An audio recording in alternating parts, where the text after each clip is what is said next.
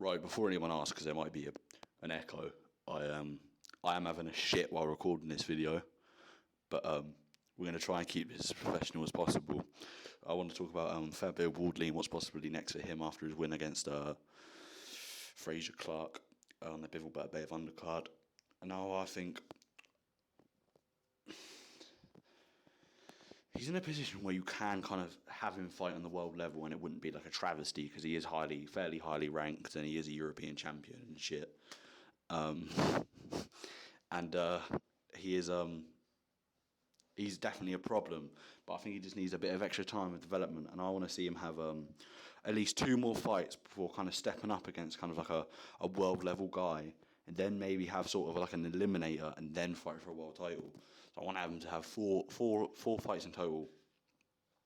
Obviously 2 of these fights hopefully take place next year.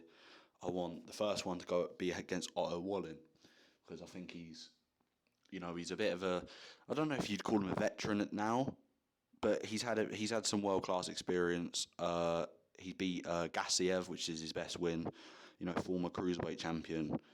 He had a very, very, very competitive fight with Tyson. Not very, very, very. It's over-exaggerating a bit, but he did decent against Tyson Fury. Right, he opened up that big cut, and he did shit himself against Joshua. To be fair, I need to stop saying the word shit while I'm on this fucking loo right now, because it's like nearly cracking me up every time. I don't know why. I could have waited like 2 minutes to fucking record, but got to put business over pleasure. So, continue doing this. But he did shit himself against Joshua. He has had a comeback win since then, where he won, I believe, in the first round. So yeah, I think him versus Fabio Wardley up next. I think he came out and he saw Joshua with a bit of that spite, right, in his punches and that, and being a bit more aggressive. Yeah. So I think he shits himself against Fabio as well. I think he just gets bullied by Fabio, if I'm going to be honest. I think Fabio's he's tough, he's durable, he's he's he hits very hard. He's pretty big. Fucking hell, man. He's pretty big for the division. Not for the division, but he's a big guy. Obviously, most heavyweights are, and I think he can just get Wallin's respect. I think he can knock him out mid rounds. I think that's a fairly easy fight for him. And then I want to see him against Michael Hunter, because Michael Hunter is quite highly ranked, former cruiserweight top contender. Has sort of been existing at heavyweight. Who did he beat last time out? Cassius Chaney on the fucking Don King undercard. Oh my god, man. Yeah, no, I don't know how that's going to be made, because I feel like they obviously want Opetaya to become undisputed, right? And that's obviously going to have to take, I believe the WBC champion at cruiserweight is a Don King fighter. So I don't know how, because I can't imagine, who wants to work with Don King? Who wants to work with Don King? It's kind of just where your career goes to die, in my opinion. But I'd be interested in him versus Michael Hunter. I think he beats Michael Hunter. I think Michael Hunter's slowed down a bit. His team's not as good as it was, and I think that's the main reason to why he's kind of slipped in these past couple of years. And I think he's a bit too small for Fabio. I think Fabio would get in there and bully him. I think, like I said, tough, hard hitting. It's all about racking up experience and racking up decent names like Otto Wallin. Right, you got to think about the names he would have beaten in a row. What would it be? David Adelaide, a draw with Fabio Wardley, a win. No, fuck me. A draw with Fraser Clark and a win over Fraser Clark in the first round. That's a decent little domestic little run. He doesn't really have to take a step back and fight that guy that David Adelaide's going to be fighting. I forget his name. Give me a sec. I'm going to try and look it up, because it's going to annoy me. Solomon Dakers. I don't think he's want to take a step back against Solomon Dakers. He even beat some guys who were kind of out of the conversation at the British level, like Nathan Gorman, right?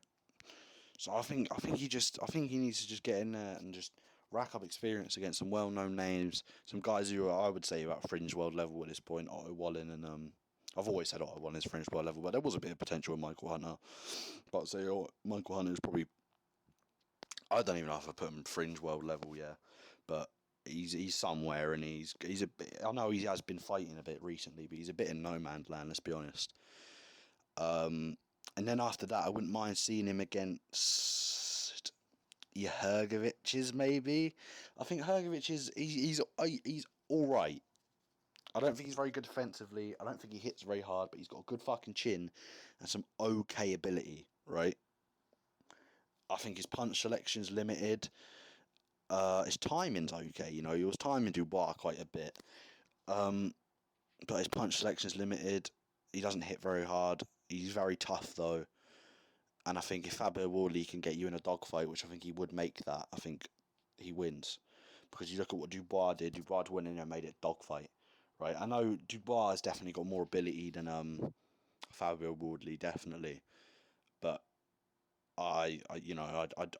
if in a couple of fights time, if he was to fight Filip Hrgović, I'd be like, okay, that's a reasonable step forward.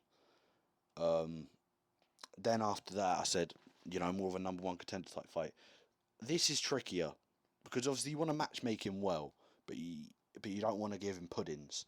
Obviously, if you're gonna have a number one title eliminator, I don't know who's gonna be lingering about at that point.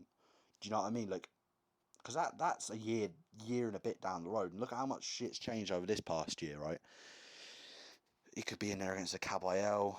I don't know who he could be in there against. A Joseph Parker, maybe.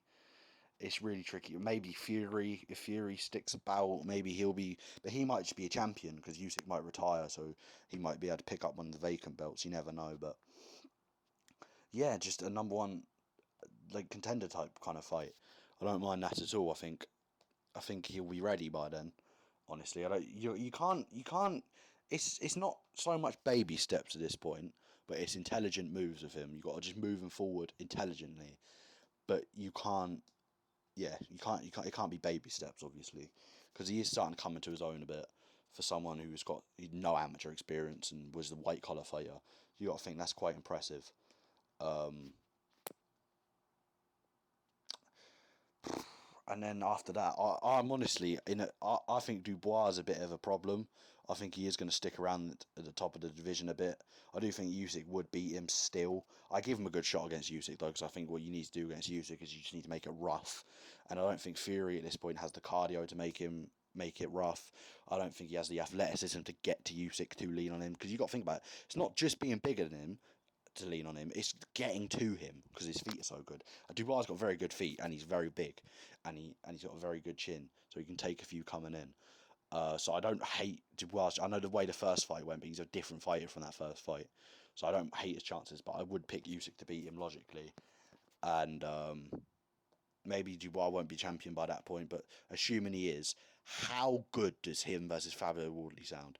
I'd pick Dubois to beat him. I'd actually pick Dubois to smash him to bits. But that'd be a fucking slobber knocker, wouldn't it? Like, just two cunts who's going to go in there and have a fucking row. Do you know what I mean? I'd love to see that. I would pick Fabio Wardley to get beat firmly, but I think it'd just be so exciting while it lasts. But that's pretty much my thoughts, honestly. I'm not sure about this who won, but a Bay of Bivol video coming out Friday. It might be out Saturday or maybe Wednesday or something next week. But at least I am uploading consistently again, which is weird because it seems to happen around this time every year. Like, I've been doing this for a year now, and if you remember, this is around about the time I started my channel last year. And videos, well, you ain't gonna remember. No one's fucking watching this, but I was very consistent, and I was like not inconsistent, but I was consistent to the point where I predicted Leon Edwards and Colby Covington didn't come back until fucking February for the Volk Topuria fight, and then kind of was a bit inconsistent. You know what I mean? I did some stuff in. I was gonna cover the whole build up to Fury Usyk, but that shit just was so messy. I made my prediction video. I made my final thoughts video. I should have done one of them for Bay of Bivol. And then I made my reaction video to that. I made only a reaction video to the Queensbury 5v5, but like I did my Canelo Belanga video a month ago. Then did an O'Malley Marab one, an O'Malley Marab reaction. Did my Joshua Dubois video prediction, and then actually haven't didn't upload since. I was going to do a film study, and I still might do it. I might do it in the build-up to. I might save it for the rematch now, though. But I want to do a film study on that fight because I just. Oh my god, how shit did Joshua look, man? Like, I gave him a chance in a rematch, not to beat him, but just to look better, just to give a better account of himself and not get absolutely fucking cream crackered. But yeah, and ever since then I made the video Bivol Batavea prediction.